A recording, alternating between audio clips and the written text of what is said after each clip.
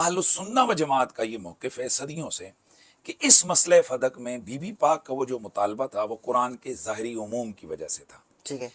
वो ज़ाहिरी उमूम वही वाली आयत है कि अगर वालिद फ़ौत हो जाए, यानी अगर कोई बंदा ठीक है, फ़ौत हो सही तो है, वो विरासत वाली जो सही है। आयत है, तो उसके मुताबिक बीबी पाक ने ये क्वेश्चन किया।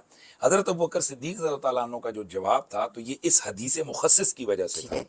तो इस वजह से जब बीबी पाक ने उनके उस मौक़िफ़ को तस्लीम कर लिया, तो बीबी पाक सवाल करने में ख़ता पर नहीं थी और हज़रत अबू बकर सिद्दीक़ जवाब देने में ख़ता पर नहीं थे सही है। कि एक कुरान पर अमल कर रही थी और दूसरी हदीस जो खुद कानों से सुनी थी, उस पर अमल कर रहे थे। उनके लिए वो कती बात थी, इनके लिए ये कती बात थी। लिहाज़ा अहले सुन्नत का बड़ा वाज़ेह सा मौक़िफ़ है कि हज़रत सय्यदा मुतालबा करने में किसी किस्म की कोई ख़ता पर नहीं थी और हज़रत अबू बकर सिद्दीक़ जो ने उनको जो आगे से जवाब दिया कि भई मैं वही इसका अख़राजात के मामलात वही सेम रखूँगा जो रसूलुल्लाह के दौर में था, मैं उसमें कोई चेंजिंग्स नहीं करूँगा।